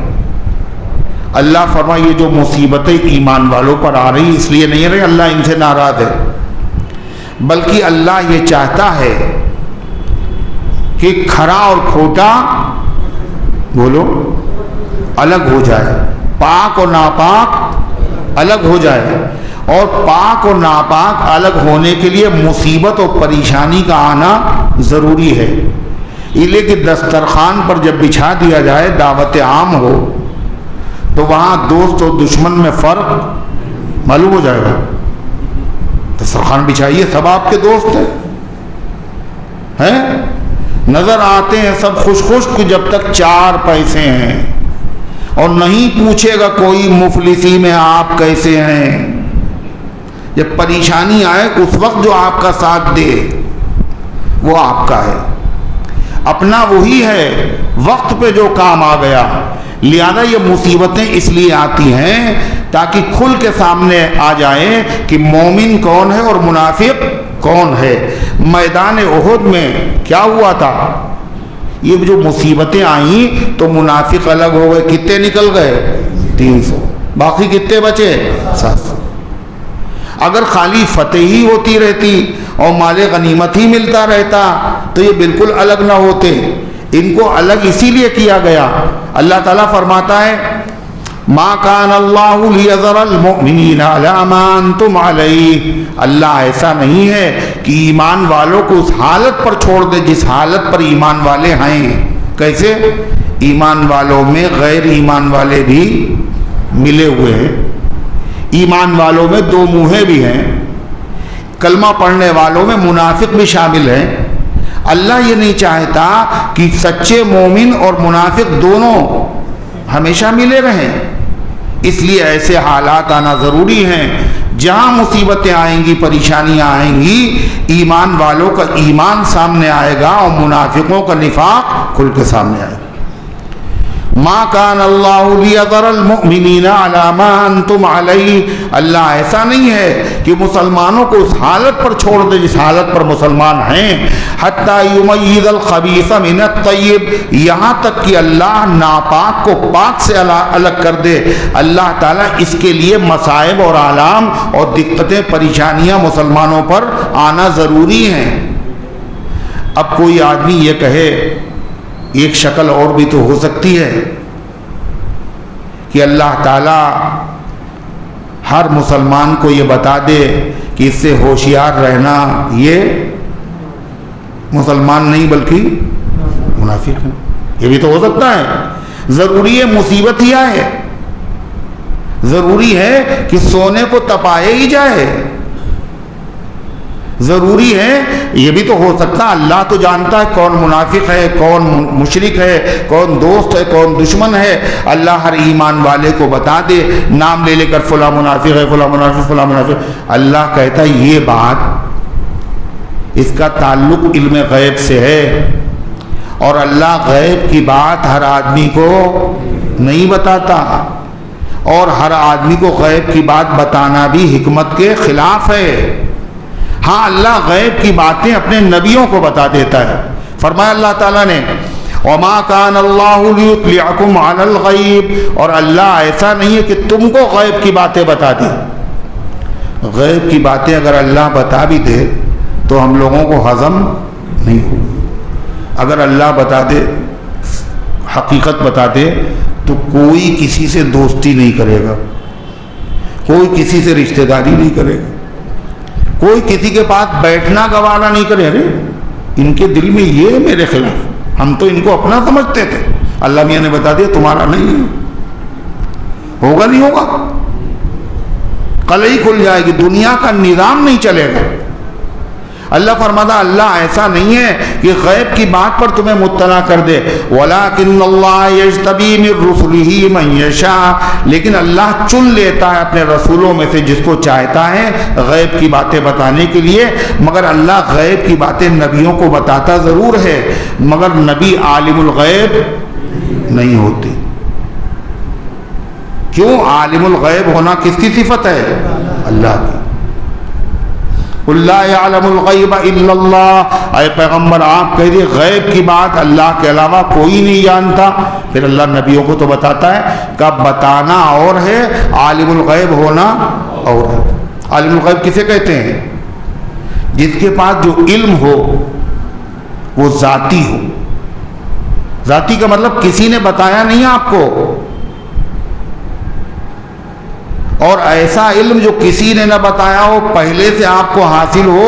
یہ غیب کس کو حاصل ہے؟ صرف اللہ کو. باقی نبیوں کو جو کچھ معلوم ہے یہ کیا ہے؟ اللہ کا بتایا ہوا ہے, فرشتوں کو بتایا ہوا ہے. عالم الغیب اسے کہتے ہیں جس کا علم ذاتی ہو, یعنی کسے کہتے ہیں عالم الغیب؟ بولو نا.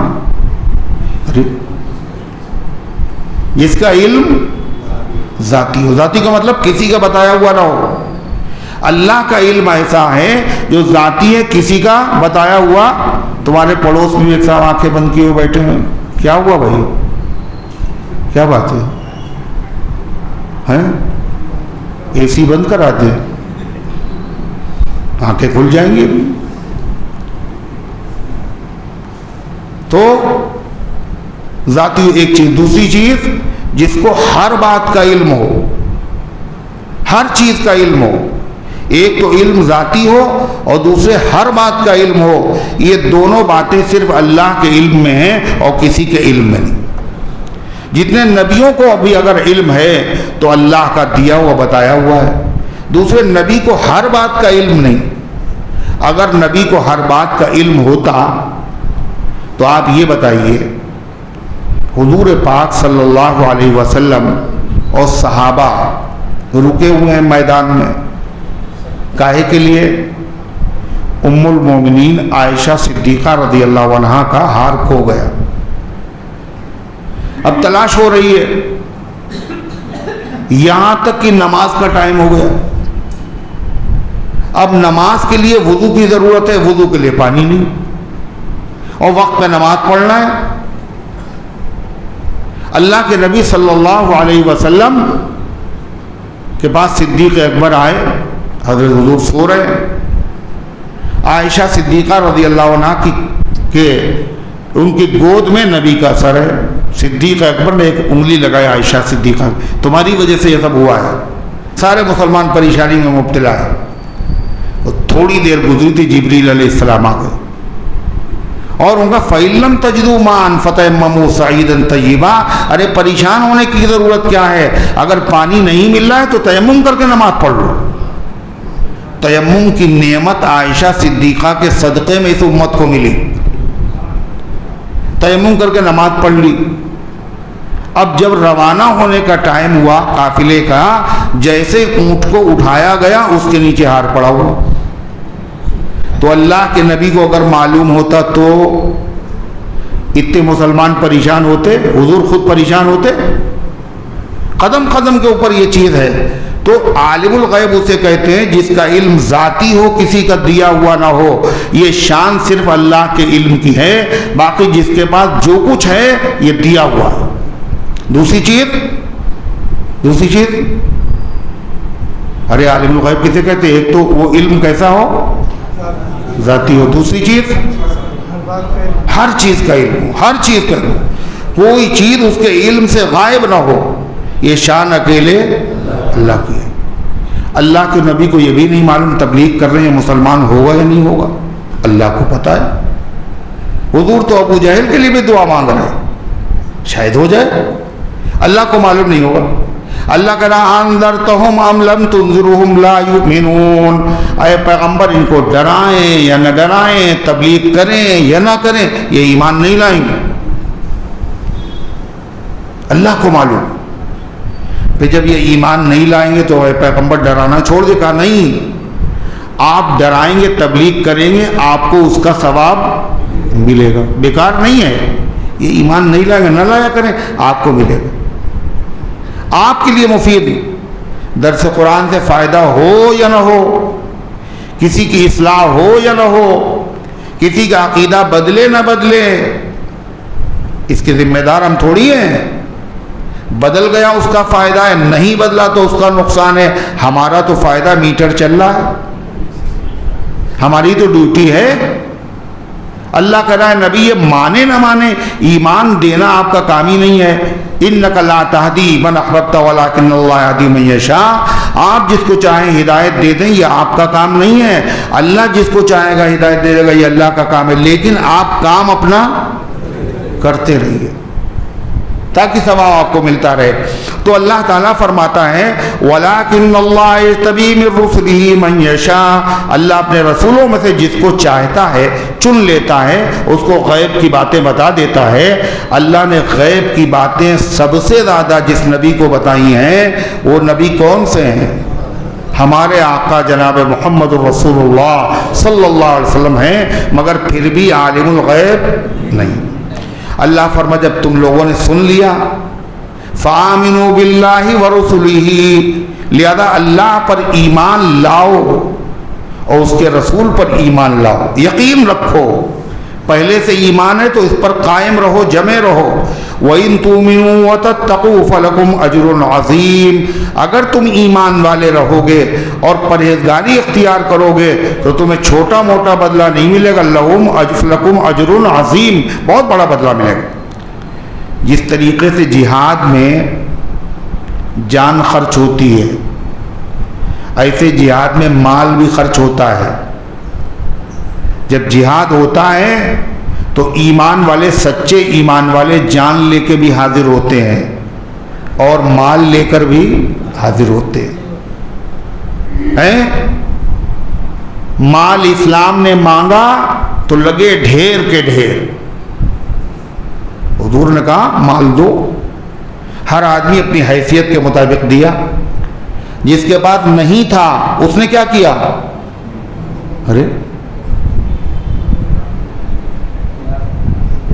جس کے پاس نہیں تھا مال اس نے کیا کیا؟ ہم لوگ کیا ارے ہمارے پاس ہے ہی نہیں، ہم کیا دیں، ہمارے اوپر قربانی نہیں ہے، اور خوش ہو رہے ہمارے اوپر قربانی نہیں. پاگل ہے مک کہیں کے. ارے 10 قربانیاں ہمارے اوپر ہوتی، یہ اچھا مقام تھا، یہ نہیں ہے قربانی ہمارے اوپر. شرم نہیں آ رہی کہتے ہو ہمارے اوپر قربانی نہیں؟ قرض لے لے کے سب کچھ کر رہے ہو، کپڑے بنا رہے ہو، قرض لے کے بالائی کھا رہے ہو، قربانی نہیں، محرومی ہے. صحابہ کے کیا، جن کے پاس مال نہیں تھا حضور نے کہا مال دو. اب کہتے حضور میرے پاس ہے ہی نہیں. ایک آدمی نے نہیں کہا. جن کے پاس تھا وہ لائے، جن کے پاس نہیں تھا وہ گئے بازار مزدوری کی، اور مزدوری کر کے جو ملا وہ لے کے آئے. حضور اسے قبول کر لیجیے. کسی نے گھر میں کچھ رکھا، کیا کچھ نظر آقا کو، مگر جو لا کے رکھ دے گھر کا گھر صدیق اکبر ہیں، سب سے زیادہ صدیق اکبر نے دیا، فاروق اعظم نے آدھا دیا، مگر ہر آدمی نے اپنی حیثیت کے مطابق دیا۔ تو کیوں دیا؟ ہمارے پاس نہیں ہے، لہذا صحابہ نہ دیتے اللہ کو۔ چلو تو آگے بڑھنے کے بعد پھر کیا ہوا؟ جن کے پاس کچھ نہیں تھا صحابہ کے پاس، ان کے پاس کیا ہوا؟ قیصر و کسریٰ کے خزانے ان کی ٹھوکروں میں آ گئے، کچھ نہیں تھا ان کے پاس۔ اتنا ہو گیا، ایک صحابی کے پاس، ان کا نام تھا ابو طلحہ، وہ اپنی بیوی سے کہنے ٹینشن بہت ہے، الجھن بہت ہو رہی، بیوی سے بتا رہے رفیق آج شریک زندگی ہے نا، بیوی سے مشورہ کر رہے ہیں، ٹینشن بہت ہے آج کل، بہت پریشان، طبیعت بہت بے چین۔ کیا ہوا بتائیے تو؟ کل مال بہت ہو گیا۔ کیا ہو گیا؟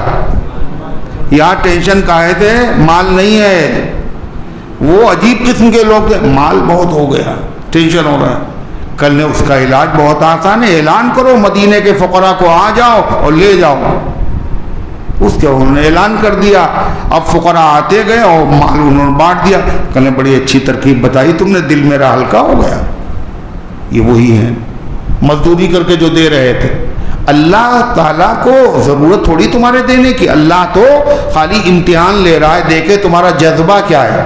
لَن يَنَالَ اللَّهَ لُحُومُهَا وَلَا دِمَاؤُهَا وَلَٰكِن يَنَالُهُ التَّقْوَىٰ مِنكُمْ۔ نہ قربانی کا گوشت خدا کو پہنچتا ہے، نہ کھال پہنچتی ہے، اللہ تمہارا تقویٰ دیکھتا، کتنے بڑے کنجوس ہو، خدا کے دیے ہوئے میں فقیر ہو تو فقیر ہی رہو گے۔ اللہ کے نبی نے فرمایا اگر گن گن کے صدقہ کرو گے اللہ گن گن کے تمہیں دے گا، اگر بچا کے رکھو گے اللہ نوازنے سے تمہیں بچے گا۔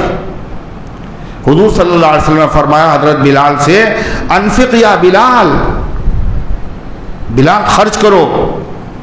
حضور کے گھر پہ جو کچھ آتا تھا اور گھر والوں کی جو ذمہ داری تھی وہ سارا کام بلال حبشی کا تھا۔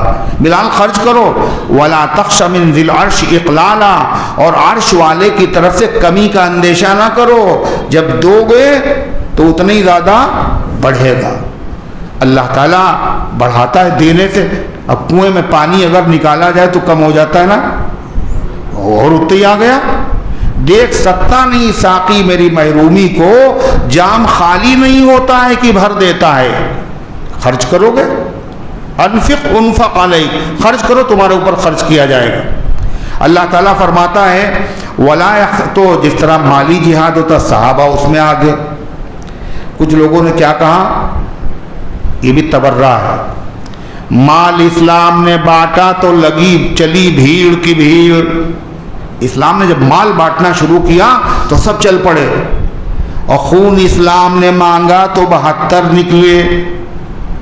اسلام نے کہا خون دو، قربانی دو، تو کتنے نکلے آدمی؟ صرف یہ 72 کون سے ہیں بتائیں؟ کون سے؟ کربلا کے میدان میں بھائی یہ 72 شہید ہیں، اسلام میں اور کوئی شہید ہی نہیں، وہ سب مال کی خاطر ایمان لائے تھے۔ یہ احد میں کون گیا تھا؟ اور مزدوری کر کے کس نے صدقہ کیا تھا؟ اور صدیق اکبر نے آدھا دیا تھا، اور صدیق اکبر نے پورا دیا تھا، اور فاروق اعظم نے آدھا دیا تھا۔ ہر صحابی نے ایسے، یہ مال اسلام نے مانگا تھا تو صحابہ نے دیا تھا، یا مال بانٹا تھا تو صحابہ کی بھیڑ چلی تھی۔ پھر بدر میں 14 شہید، احد میں 70 شہید، بیر معونہ میں 72 شہید، شہیدوں کے قافلہ ہے۔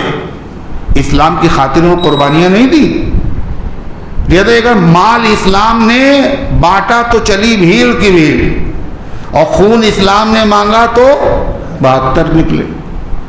تو دوسرے شاعر نے کہا، جواب دیا اس کا، مال اسلام نے مانگا تو لگے ڈھیر کے ڈھیر۔ حضور نے جب کہا تو صحابہ کہتے ہیں اتنا بڑا مسجد نبوی میں انبار لگ گیا کپڑوں کا اور زیوروں کا اور غلے کا کہ ادھر سے ادھر آدمی نظر نہیں آتا تھا۔ مال اسلام نے مانگا تو لگے ڈھیر کے ڈھیر، اور خون اسلام نے مانگا تو سبھی تر نکلے۔ سب کے سب تربتر تھے. بیٹا کہہ رہا ہمیں جانے دو، باپ کہہ رہا ہمیں جانے دو، چھوٹے چھوٹے بچے کہہ رہے ہمیں جانے دو. یہ ہے. مگر جب اسلام نے جان مانگی، جو منافق تھے انہوں نے کیا کیا؟ جان بچانے کے لیے میدان احد سے 300 غائب ہو گئے. جب مال اسلام نے مانگا، جب بھی انہوں نے بہانے بنانا شروع کر دیے. اور جب مال خرچ نہیں، جب احد میں نہیں گئے پھر خوش ہوئے ہماری جان بچ گئی، اچھا ہوا ہم نہیں گئے. اور جب مال نہیں دیا تو خوش ہوئے ہمارا مال بچ گیا. اللہ کہتا ہے جن کی جان بچی دھوکہ دے کر وہ یہ نہ سمجھے ہمیشہ زندہ رہیں گے، جو مر گئے وہ ہمیشہ زندہ رہیں گے. اور فرمایا جنہوں نے مال بچا لیا وہ یہ نہ سمجھے بہت اچھا ہوا، یہ مال جو بچایا خوش رہو. یہ مال نہیں، یہ زہر ہے زہر، یہ آگ ہے آگ. یہ قیامت کے دن مال گردن میں توق بنا کر کے ڈال دیا جائے گا اور گنجا سانپ بنا دیا جائے گا. گنجا سانپ کیسا ہوتا ہے؟ بال اس کے سر پہ ہوتے ہیں جیسے آدمی کے ہوتے ہیں اور بعد میں گنجا ہو جاتا بیچارہ. وہ سانپ جو ہوتا ہے اس کے سر پہ بال ہوتے ہیں لیکن زہر اتنا ہوتا ہے اس زہر کی وجہ سے اس کے بال جھڑ جاتے. بہت زہریلا سانپ. اور وہ آدمی کی باچھیں گردن میں لپٹ جائے گا اور جبڑے پکڑ لے گا اور کہے گا مجھے جانتے ہو تم؟ انا مالکا انا خندکا، میں تمہارا مال تمہارا خزانہ ہوں. تم سے کہا گیا زکوٰۃ دو، تم نے زکوٰۃ نہیں دی. تم سے کہا گیا قربانی کرو، تم نے قربانی نہیں کی. تم سے کہا فطرہ ادا کرو، تم نے فطرہ نہیں ادا کیا. تم سمجھ رہے مال ہمارا بچ گیا. یہ بچ گیا اس پہ خوشی نہ مناؤ، یہ تم نے زہر سانپ اور بچھو جمع کیے. اللہ فرماتا ہے وَلَا يَحْسَبَنَّ الَّذِينَ يَبْخَلُونَ بِمَا آتَاهُمُ اللَّهُ مِنْ فَضْلِهِ. اور نہ سمجھیں وہ لوگ جو بخل کرتے ہیں اس مال میں جو اللہ نے ان کو دیا ہے. هُوَ خَيْرًا لَهُمْ، یہ اللہ کے راستے میں نہ دینا یہ بہتر ہے، یہ نہ سمجھیں. بل هُوَ شَرٌّ لَهُمْ، بلکہ ان کے حق میں وہ بہت برا ہے، بہت برا ہے. کیا کہا؟ یہ شیرمال و کباب کون سی؟ 30 اور 40 کی. یتیم بچے کا مال کھا رہے ہیں، شیرمال کباب چل رہی، پیٹ بھر کے کھا رہے ہیں. قرآن کیا کہہ رہا ہے؟ جو یتیموں کا مال ناحق کھا رہے ہیں انما یاکلون فی بطونہم نارا، یہ اپنے پیٹ میں آگ بھر رہے ہیں. یہ شیرمال کباب نہیں، یہ آگ کے شعلے ہیں. آگ کے شعلے کہاں ہیں؟ تو شیرمال کباب دکھ رہے ہیں. کہ آنکھوں کا فطور ہے، جیسے ماچس کی تیلی پہ جو مسالہ لگا ہوا ہے کہا جائے یہ آگ ہے، کہ آگ کہاں ہے؟ تو مسالہ ہے. انہوں نے رگڑ دیا. بس رگڑنے کی دیر ہے، مرنے کی دیر ہے. یہ مال کیا بن جائے گا؟ یہی آگ بن جائے گا. سَيُطَوَّقُونَ مَا بَخِلُوا بِهِ يَوْمَ الْقِيَامَةِ، ان قریب توق بنا کر ان کی گردن میں ڈال دیا جائے گا وہ مال جس کے ساتھ انہوں نے بخل کیا تھا قیامت کے دن. بخل کسے کہتے ہیں؟ کنجوسی. اور شریعت میں بخیل کسے کہتے ہیں؟ جہاں خرچ کرنا فرض ہو وہاں خرچ نہ کرے، جہاں خرچ کرنا ضروری ہو وہاں خرچ نہ کرے. اب بیوی کا مہر دینا ضروری تو ہے نہیں، کیا خیال ہے؟ اب سوچ رہے خاموش بیٹھے ہیں، ارے ضروری ہے نہیں دے رہے ہیں، زندگی بھر نہیں دے رہے ہیں. یہ کیا ہے؟ بخل ہے. بیوی بچے فاقوں سے مر رہے ہیں اور کوئی فکر نہیں کر رہے ہیں. یہ کیا ہے؟ یہ بخل ہے. ماں باپ کو ضرورت ہے، ماں باپ کے اوپر خرچ نہیں کر رہے ہیں. بعض ماں باپ تو ایسے ہوتے ہیں کہ بچے ان کی ضرورت پوری کرتے تو بہت خوش ہوتے ہیں اور دعائیں دیتے ہیں. بعض ماں باپ ایسے ہوتے ہیں وہ بچوں سے خوب کھینچتے ہیں، خوب کھینچتے اور بچوں کو عاجز کرتے. پیسہ دوسرے سے لے لیا قرضہ اور اس کے بعد جوا کھیل لیا. اب وہ قرض دار کنڈی کھٹکھٹا رہا ہے اور نماز پڑھ رہے ہیں، روزہ رکھ رہے ہیں، منہ بنائے ہوئے ہیں، اور بچے کیا کر رہے ہیں؟ وہ قرضہ بھر رہے ہیں. ترس نہیں آتا؟ کہاں سے باپ بن گیا؟ کیسی ماں ہے وہ؟ کتنا بے حمیت، کتنا بے غیرت ہے وہ آدمی. آپ سوچئے بچے قرضہ ادا کر رہے ہیں اور کو شرم نہیں آ رہی. یعنی تھوڑی سی غیرت ہونا چاہیے. ماں باپ میں کیا ہے، بچے محنت کر رہے ہیں پھر بھی ماں باپ کا دل اندر سے بیچارہ دھوپ میں جا رہا ہے، پیاس لگ رہی ہوگی ہے، وقت پہ کھانا نہیں پینا نہیں، کیسے بیچارہ محنت کر رہا ہے، دعائیں دل سے نکلتی ہیں، کیسے اپنے بچے کی مدد کر دیں. یہ کیسا باپ ہو، یہ کیسی ماں ہے. جو کچھ ہے کماتے رہو، آنے کی ضرورت نہیں ہے. سعودی میں رہو، کماتے رہو، پیسہ بھیجتے رہو، تمہاری شکل دیکھیں نہ دیکھیں، شادی ہو نہ ہو، کیا ہے. اللہ رحم فرمائے. تو اللہ تبارک و تعالیٰ نے ارشاد فرمایا سیطوقون بہ ما بخلوا بہ یوم القیامہ. اور ایک بات یاد رکھو، اگر کوئی دینے کی نیت کرے گا اللہ اس کو اس لائق بنائے گا، وہ لوگوں کو دے گا. اگر وہ ہاتھ پھیلانے کی نیت کرے گا اللہ ہمیشہ فقیر رکھے گا اسے. اگر بچو گے تو اللہ بچائے گا، اگر دینے والے بنو گے تو اللہ دینے والا بنائے گا.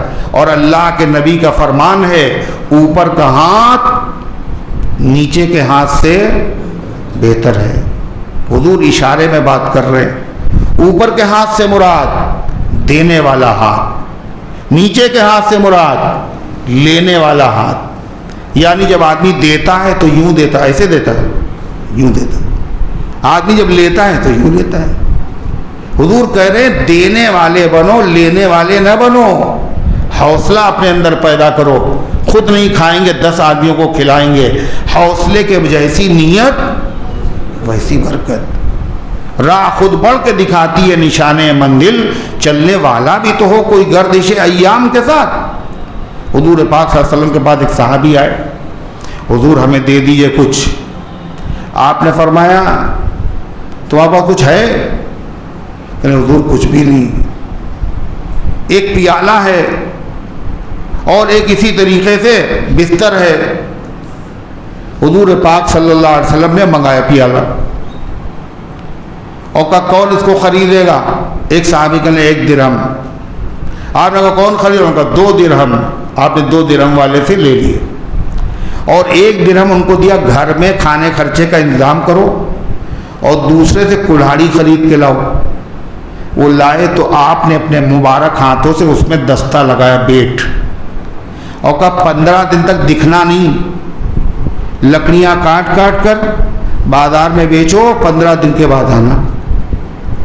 15 دن کے بعد وہ آئے تو صاحب گھر کے اندر خرچہ بھی تھا اور ان کے پاس اچھے خاصے دراہیم بھی تھے. آپ نے فرمایا وہ بہتر ہے یا یہ بہتر ہے؟ وہ بہتر ہے، یہ بہتر ہے. نبی کی یہی تعلیم ہے. آدمی ہمت کرے، اللہ کے سامنے روئے، گڑ گڑائے، اللہ سنے گا، اللہ راستے پیدا کر دے گا. آپ کو پتہ ہے حضرت داؤد علیہ السلام کیا ہیں؟ نبی، اور بہت بڑے بادشاہ، بہت بڑے بادشاہ. داؤد علیہ السلام گزرتے تھے اور لوگوں سے پوچھتے تھے اس ملک کا بادشاہ کیسا ہے؟ تو ظاہر ہے نبی کا ملک، جہاں حکومت نبی کی ہوگی وہاں کیا نہیں ہوگا. نبی تو بڑے ہیں. حضرت عمر کی حکومت تو دیکھیے ہر طرف کیا ہے، ہر طرف کیا ہے؟ امن و امان ہی ہے.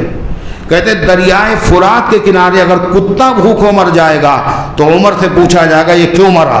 انسان نہیں، کتا. مسلمان نہیں، غیر مسلم نہیں، کتا بھی اگر مر جائے گا. حضرت عمر کا داؤد کا کیسا زمانہ ہوگا؟ ایک دن داؤد علیہ السلام جا رہے ہیں، پوچھا تو ایک آدمی نے کہا داؤد تو بڑے اچھے آدمی، بادشاہ بہت اچھا ہے، مگر ایک کمی ہے. کیا کمی؟ بیت المال کے خزانے سے تنخواہ لیتے ہیں، وہ خود اپنے ہاتھ سے کمائی نہیں کرتے. حالانکہ تنخواہ لینا جائز، جو مسلمانوں کا کام کریں امیر المومنین کو تنخواہ دینا جائز. مگر اب داؤد علیہ السلام کے دل پہ لگ گئی، اللہ سے دعا کی اے اللہ کچھ مجھے سکھا دیجئے تاکہ تنخواہ نہ لیں. اللہ نے معجزہ دے دیا، ان کے ہاتھ میں لوہا موم ہو گیا. موم ہونے کا مطلب یعنی لوہا نہیں رہا، موم بتی بن گیا، یعنی موم کی طرح نرم. اب اس کے ذریعے سے زرہ بناتے تھے، لوہے کا لباس جنگوں میں جو پہنا جاتا ہے، اور بیچ دیتے تھے. داؤد علیہ السلام اس طرح اللہ تعالیٰ کو یہ پسند ہے بہترین کمائی وہ ہے جو تجارت کے ذریعے سے ہو، اپنے ہاتھ کے ذریعے سے ہو. اللہ ہاتھوں کو سلامت رکھے. اللہ سے مانگو تو جو مانگنے کا طریقہ ہے اس طرح مانگو. در کریم سے بندے کو کیا نہیں ملتا؟ 2 آنسو ٹپکاؤ اللہ تعالیٰ کے سامنے، اللہ ایسے حالات پیدا کرے گا. اللہ حضرت عائشہ صدیقہ رضی اللہ عنہ، فاروق اعظم کا دور خلافت، انہوں نے 9 پیالے بنوائے تھے، پیالے خاص طور سے الگ سے. یہ کاہے کے لیے ہے؟ نبی کی بیویاں جو زندہ ہیں ان کی خدمت میں ہدیہ ان پیالوں میں جائے گا. ایک روز بھیج دیے ان کے پاس 10,000 روپے حضرت عائشہ صدیقہ کے پاس ہدیے میں. اے اللہ عمر کے احسان سے بچا لے، اب آئندہ ان کا احسان میرے اوپر نہ رہے. عائشہ صدیقہ 1 سال نہیں گزرا وفات ہو گئی. احسان نہ ہو ہمارے اوپر. انسان کو یہ سوچنا چاہیے، یہ انسان اگر احسان میں دبتا ہے آدمی، اگر احسان ہو تو اللہ کا احسان ہو، نبی کا احسان ہو. اللہ سے اگر مانگو گے تو اللہ دے گا، اور اگر نہیں مانگو گے تو پھر نہیں ملے گا. تو اللہ سے مانگنے میں عزت بھی نہیں جاتی، اس کے خزانے میں کوئی کمی نہیں. سچے دل سے مانگو، اللہ مایوس نہیں کرتا. اور آخری بات، صحابہ نے کیا کہا تھا جب انہوں نے کہا تھا دشمن تمہارے لیے جمع ہوا؟ صحابہ نے کیا کہا تھا؟ اب بھول گئے، سب بھول گئے. کیا کہا تھا؟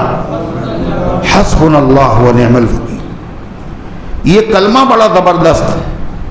ابراہیم علیہ السلام کو جب نمرود کے شعلوں میں ڈالا جانے لگا تو حسبنا اللہ و نعم الوکیل، شعلے گلزار بن گئے. عائشہ صدیقہ رضی اللہ عنہا سے ان کی سوتن کیسی ہوتی ہیں؟ جو بیویاں، چند بیویاں ہوتی ہیں آپس میں ایک دوسرے کی سوت کہلاتی ہیں اور ان میں بڑی لڑائی جھگڑے ہوتے ہیں. تو یہ تو نبی کی بیویاں تھیں، سب انسان تھیں. ان میں سے ایک تھی حضرت زینب، یہ حضور صلی اللہ علیہ وسلم کی پھوپھیزاد بہن.